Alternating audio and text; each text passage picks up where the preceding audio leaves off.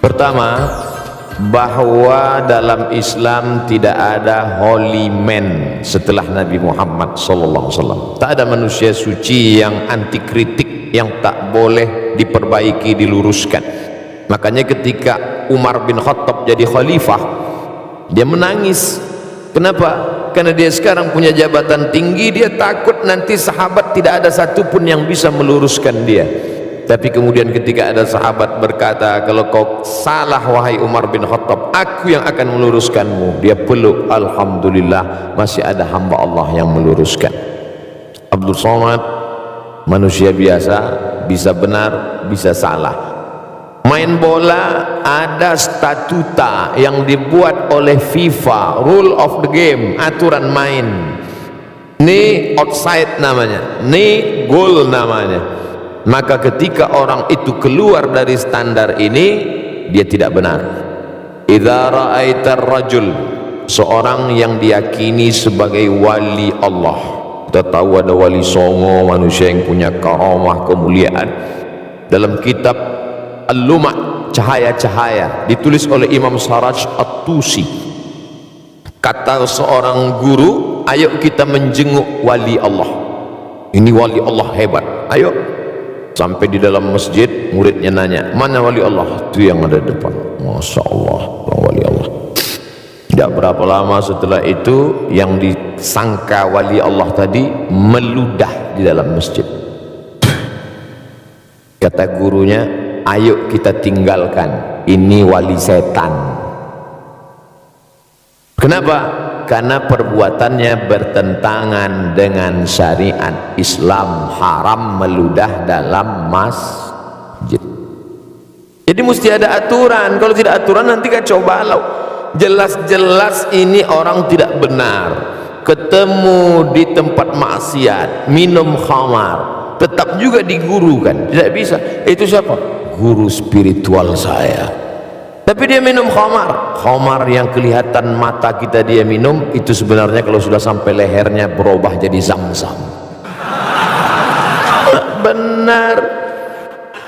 Bagaimana kalau ternyata dia bisa jalan di atas air, ternyata dia bisa terbang di awan? Disebutkan dalam kitab Tanbihul Mughtarrin, peringatan bagi orang yang tertipu.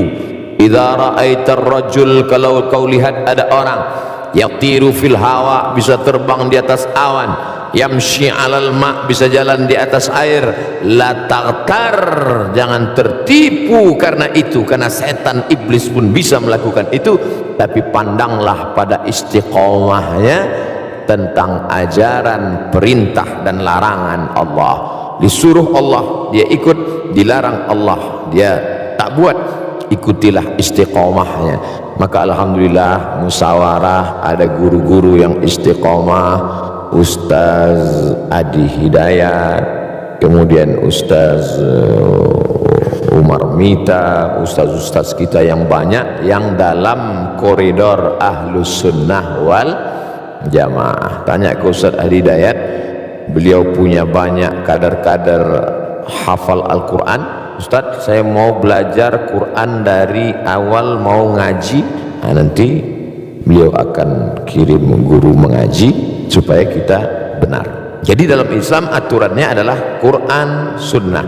Tidak sesuai dengan Quran, menyalahi Sunnah, tidak ikut fatwa ulama Ahlus Sunnah wal Jamaah, maka dikeluarkan dari, ada kalanya SP1 sesat, surat peringatannya salah sedikit sesat, tapi kalau fatal dia bisa menjadi kafir, keluar dari Islam. Na'udzubillah.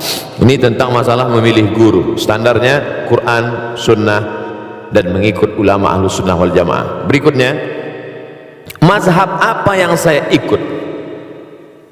Saya kasih sampel contoh bersentuhan laki-laki perempuan, wuduknya batal atau tidak batal. Aula mastumun nisa, kamu bersentuhan kulit dengan perempuan, batal atau tak batal? Menurut mazhab Hanafi tidak batal, karena makna la mastumun nisa bukan sentuhan kulit, tapi maaf jima. Kalau berhubungan kelamin baru batal. Kenapa bunyi ayatnya lamastumun nisa? Al-Quran bukan kitab porno, maka dia tidak mau sebut. Maka kiasan sentuhan kulit artinya jima baru batal. Kalau sentuhan kulit tidak batal menurut Hanafi. Malik bin Anas, mazhab Maliki, sentuhan kulit kalau bernafsu batal, kalau enggak nafsu enggak batal. Mazhab Syafi'i, asalkan sentuhan kulit, mau nafsu enggak nafsu tetap batal. Kita sedang berada di antara tiga pilihan, mau Hanafi, Maliki atau Syafi'i. Ustaz pilih yang mana? Saya pilih mazhab Syafi'i. Oh, karena Ustaz tidak pernah belajar mazhab Maliki. Saya belajar di Maroko. Maroko 100% mazhab Maliki. Guru-guru saya di Darul Hadis mazhabnya Maliki. Kenapa Ustaz tetap berpegang pada mazhab Syafi'i? Guru-guru saya sebelum berangkat dulu mazhabnya Syafi'i. Setelah saya pulang ke tengah komunitas masyarakat bermazhab Syafi'i. Dan ada satu analisa saya, ketika saya pakai mazhab Syafi'i, saya lebih tenang dalam kasus ini. Misalnya habis bersentuhan, habis itu saya sholat, Allahu Akbar, datang setan menggoda, wudu'mu batal Abdul Somad. Tidak, aku sudah wudu. Tapi andai saya pakai mazhab Maliki, wudu'mu batal Abdul Somad. Tidak, tadi kamu nafsu. Enggak, ada dikit. Tapi saya tidak menyalahkan mazhab Maliki, karena ketika saya salahkan mazhab Maliki berarti saya menyalahkan guru-guru saya dulu, selama masih dalam ahlus sunnah wal jamaah. Tapi jangan gara-gara ngaji begini lalu semua benar. Kamu kenapa nggak sholat? Mari kita berlapang dada menerima perbedaan. Oh, nggak bisa. Ini antara sesama sholat tapi beda. Maka kata Syekh Yusuf Qardawi, sebenarnya orang awam dia nggak punya mazhab. Mazhabnya adalah mazhab gurunya. Apa mazhab gurunya? Ya itulah mazhab dia. Kebetulan saya berguru kepada guru-guru yang bermazhab Syafi'i, maka saya ikut mazhab Syafi'i.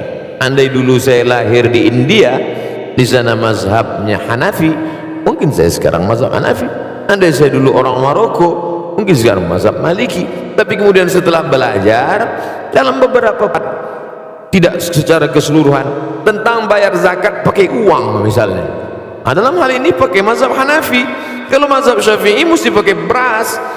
Lalu orang miskin dikasih beras numpuk, akhirnya dia mau beli baju kan tidak mungkin pakai beras barter. Beras itu dijual juga, akhirnya perlu uang juga. Kenapa nggak langsung aja pakai uang? Makanya Syekh Ali Jum'ah mufti Mesir dalam kitab Al-Bayan lima yushghilul adhan mengatakan, dalam masalah bayar zakat fitrah pakai uang, pakai mazhab Hanafi dan sebagian pendapat mazhab Syafi'i. Jadi dalam hal ini kita berguru, ikut guru kita yang selamat dari syirik, yang selamat dari bid'ah dhalalah, yang selamat dari kesesatan, dan kita tenang beramal. Wallahu a'lam.